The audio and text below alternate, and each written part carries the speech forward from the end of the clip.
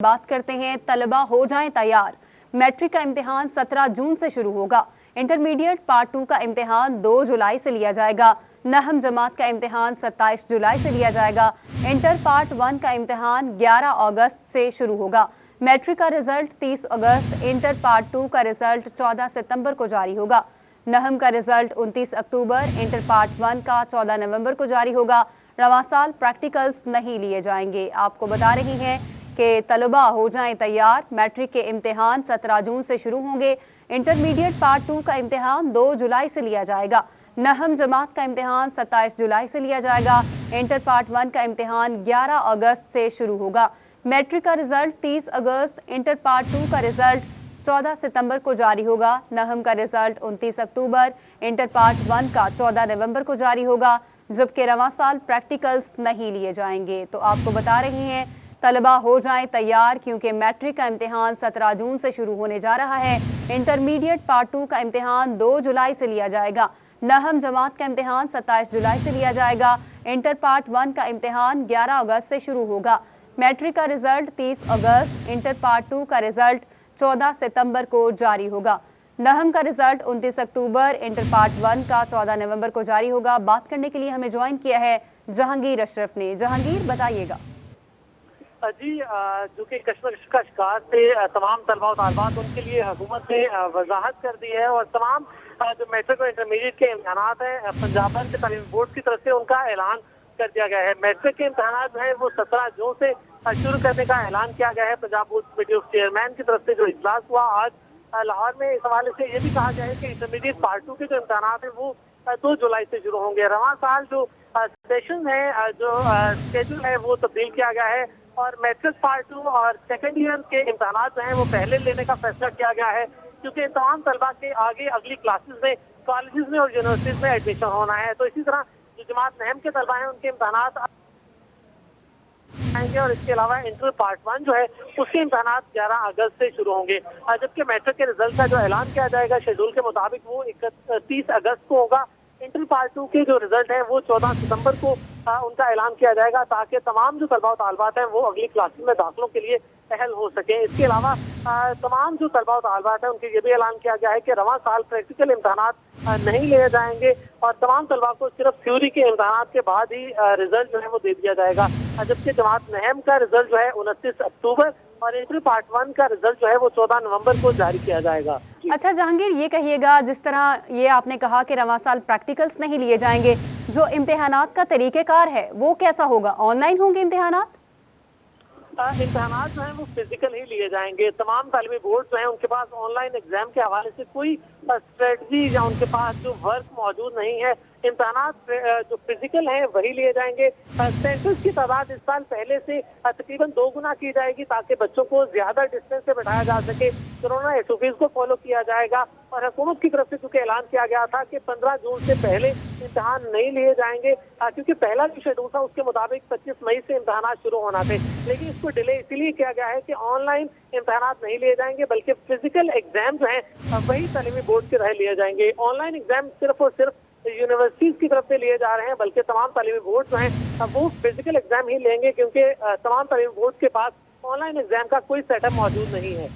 Online exam का कोई setup मौजूद नहीं है। मैट्रिक का इम्तिहान 17 जून से शुरू होगा। इंटरमीडिएट पार्ट 2 का इम्तिहान 2 जुलाई से लिया जाएगा। आप हमारे साथ ही रहिए जहांगीर। नहम जमात का इम्तिहान 27 जुलाई से लिया जाएगा। इंटर पार्ट 1 का इम्तिहान 11 अगस्त से शुरू होगा। मैट्रिक का रिजल्ट 30 अगस्त, इंटर पार्ट 2 का रिजल्ट 14 सितंबर को जारी होगा, जबकि नहम का रिजल्ट 29 अक्टूबर, इंटर पार्ट 1 का 14 नवंबर को जारी होगा और रवां साल प्रैक्टिकल्स नहीं लिए जाएंगे। तमाम तर इम्तिहानात फिजिकल होंगे और तलबा हो जाएं तैयार, क्योंकि मैट्रिक का इम्तिहान 17 जून से शुरू होने जा रहा है। इंटरमीडिएट पार्ट 2 का इम्तिहान 2 जुलाई से लिया जाएगा। नहम जमात का इम्तिहान 27 जुलाई से लिया जाएगा। इंटर पार्ट 1 का इम्तिहान 11 अगस्त से शुरू होगा। इसी पर बात करने के लिए हमें ज्वाइन किया है general secretary private colleges association Qasim Buttar साहब ने। कासिम साहब, बहुत शुक्रिया आपके वक्त का। कहिएगा, हुकूमत ने इम्तिहानात का ऐलान किया है और इस साल तलबा से प्रैक्टिकल्स भी नहीं लिए जाएंगे, कैसे देखते हैं आप हुकूमत की जानिब से जारी करदा शेड्यूल को? जी बहुत शुक्रिया। इस हवाले से गवर्नमेंट के हम शुक्रगुजार हैं जो उन्होंने ये ऐलान किया कि इस दफ़ा इम्तिहानात लिए जाएंगे। जैसे कि लास्ट ईयर इम्तिहानात नहीं लिए गए थे तो बच्चों को वैसे ही प्रमोट कर दिया गया था। تو اس دفعہ جو ایگزامس لیے جائیں گے یہ انتہائی اچھا قدم ہے گورنمنٹ کا کہ پیپرز لیے جائیں، ایگزامس لیے جائیں، جس طریقے سے بچوں نے تیاری کی ہوگی اسی طریقے سے ان کو ریوارڈ بھی اچھا ملے گا. دوسری چیز یہ بھی اچھی کی گئی ہے کہ پریکٹیکلز نہیں ہوں گے، تو یہ ایک اچھا قدم ہے، احسن قدم ہے گورنمنٹ کا. لیکن اس کے ساتھ ساتھ ہماری گورنمنٹ سے ایک ریکویسٹ یہ بھی ہے کہ ایک مہینے کے لیے بچوں کو کالج میں فزیکل آنے کی پرمیشن دی جائے تاکہ ان کو تیاری اچھے طریقے سے کروائی جا سکے، تاکہ وہ ای سی سی نے صنعتکاروں کو RLNG کی مد میں گیس پر سبسڈی جاری رکھنے کا فیصلہ مسترد کر دیا. سبسڈی کے بعد صنعتکاروں کو گیس $6.5 فی MMBTU مل رہی تھی. سبسڈی واپس لی گئی تو گیس کی قیمت $10 فی MMBTU پہنچ جائے گی.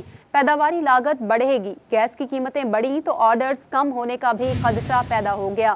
آپ کو بتا رہے ہیں ای سی سی نے صنعتکاروں کو RLNG کی مد میں گیس پر سبسڈی جاری رکھنے کا فیصلہ مسترد کر دیا. سبسڈی کے بعد صنعتکاروں کو گیس $6.5 فی MMBTU مل رہی تھی. سبسڈی واپس لی گئی تو قیمت $10 فی MMBTU پہنچ جائے گی. اسی پر بات کرنے کے لیے ہمیں جوائن کیا ہے شہراز بٹ نے. شہراز بتائیے گا اس متعلق. ای سی سی کا اجلاس ہوا ہے جس میں یہ فیصلہ کیا گیا ہے.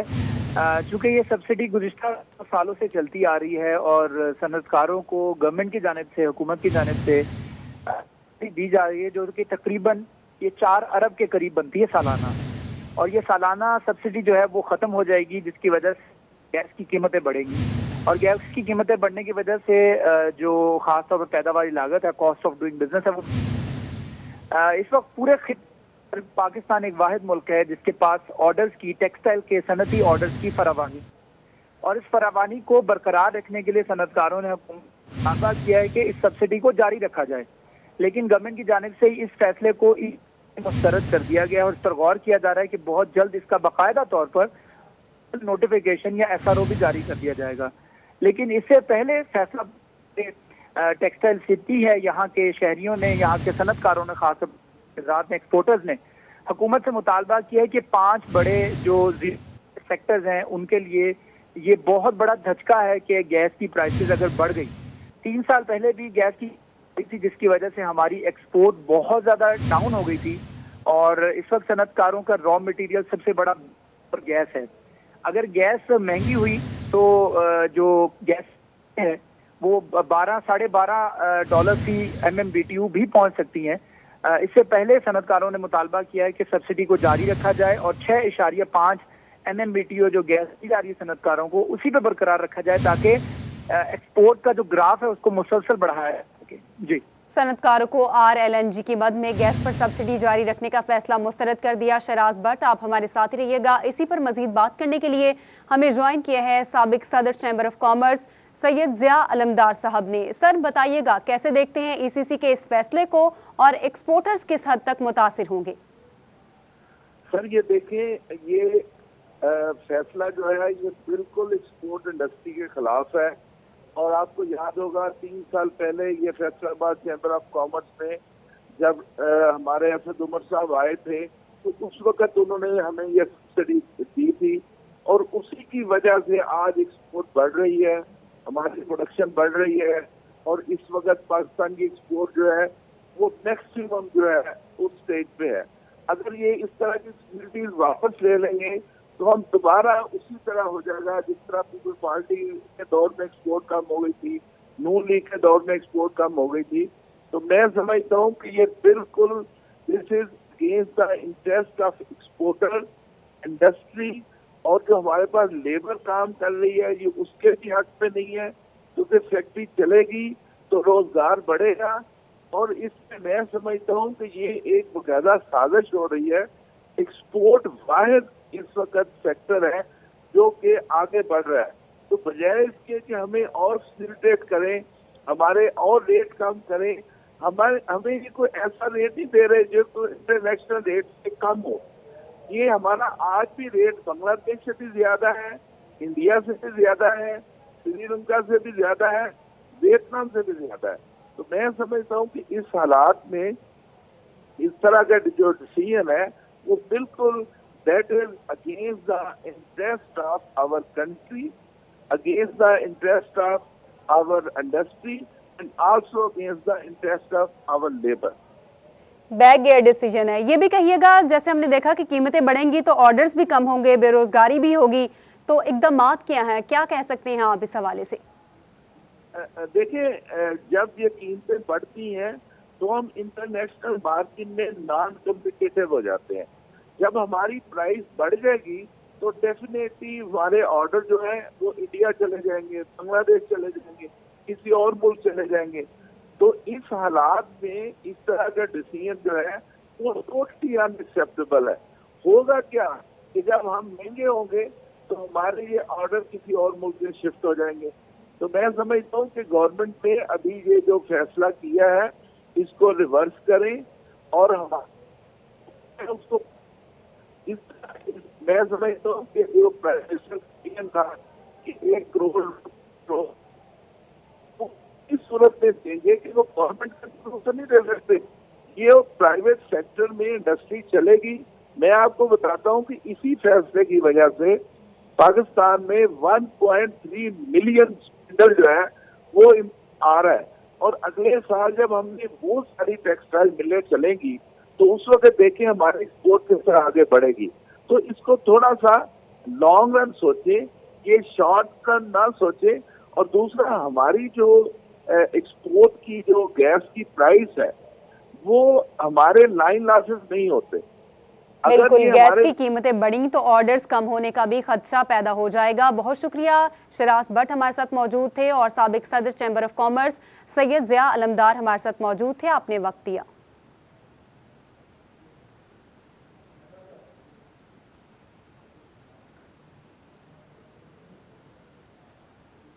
अब बात करते हैं कोरोना वायरस की। कोरोना के मोहलिक वार जारी, डिवीजन में मजीद 9 अमवात, 104 नए केसेस रिपोर्ट। फैसलाबाद में 8 मरीज जान से गए, 68 अफराद में वायरस की तस्दीक। जंग में 1 मरीज जान बहक, 16 नए केसेस। चिन्योट में कोरोना के 3 नए वैक्सीन सेंटर्स कायम, मजमूई तादाद 7 हो गई। टीचिंग अस्पतालों के बंद शोबाजात में 23 मई तक तौसीह कर दी गई। कोरोना के मोहलिक वार जारी हैं, डिवीजन में मजीद 9 अमवात, 104 नए केसेस रिपोर्ट हुए। फैसलाबाद में 8 मरीज जान से गए, 68 अफराद में वायरस की तस्दीक हुई। जंग में 1 मरीज जान बहक, 16 नए केसेस। चिन्योट में कोरोना वायरस के 3 नए वैक्सीन सेंटर्स कायम कर दिए गए, मजमूई तादाद 7 हो गई है। और तहसील हेडक्वार्टर अस्पताल चक झुमरा में कोरोना वैक्सीन सेंटर बंद और दौरान ड्यूटी अमले के गैर हाजिर होने का इंकशाफ। डायरेक्टर हेल्थ सर्विसेज ने मेडिकल सुप्रिंटेंडेंट से वजाहत तलब करते हुए पीडा एक्ट के तहत कार्रवाई का इंदिया दे दिया। तहसील हेडक्वार्टर अस्पताल चक झुमरा में वैक्सीनेशन सेंटर शाम के औकात में बंद होने और अमले के गैर हाजिर होने का इंकशाफ हुआ है, जिस पर डायरेक्टर हेल्थ ने मेडिकल सुप्रिंटेंडेंट THQ चक झुमरा को नोटिस जारी कर दिया है। CO health doctor Mushtaq Sipra का कहना है कि डायरेक्टर हेल्थ सर्विसेज की जानिब से रिपोर्ट मौसूल हुई।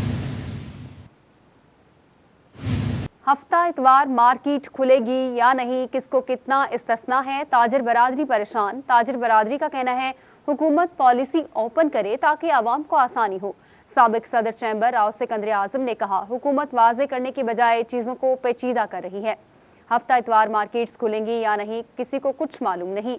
इस गो मगो सूरत हाल पर ताजिर रहनुमा परेशान है। ताजिर बरादरी की जानिब से हुकूमत को पॉलिसी वाजे करने का मुतालबा किया गया है।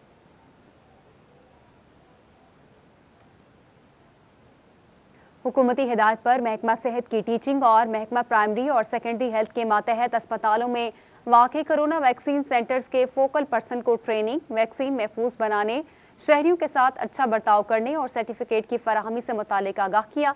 बात करते हैं अज़ादार हुसैन से। अज़ादार, बताइएगा। जी बिल्कुल, हुकूमती हिदायत पर महकमा सेहत इंतजामिया की जानिब से कोरोना वैक्सीन सेंटर पर तैनात किए गए फोकल पर्सन जो कि टीचिंग और महकमा प्राइमरी सेकेंडरी अस्पतालों में तैनात हैं, उनकी ट्रेनिंग रिफ्रेश करवाई जा रही है। हमारे साथ district health officer preventive doctor Bilal Ahmed साहब मौजूद हैं। जिस सब बताएं ट्रेनिंग के बारे में। जी बिल्कुल, जैसा कि आप जानते हैं कि ईद के बाद से जितने हमारे एडल्ट वैक्सीनेशन सेंटर्स थे उनको हमने CVCs में कन्वर्ट कर दिया, और ये फैसलाबाद के अंदर 17 वैक्सीन सेंटर्स हैं इस वक्त जो कि आम लोगों को वैक्सीन लगा रहे हैं। आप जो भी आपका नज़दीकी सेंटर है वहाँ पे चले जाएँ। वो फोकल पर्सनस की हमने ट्रेनिंग कराई है।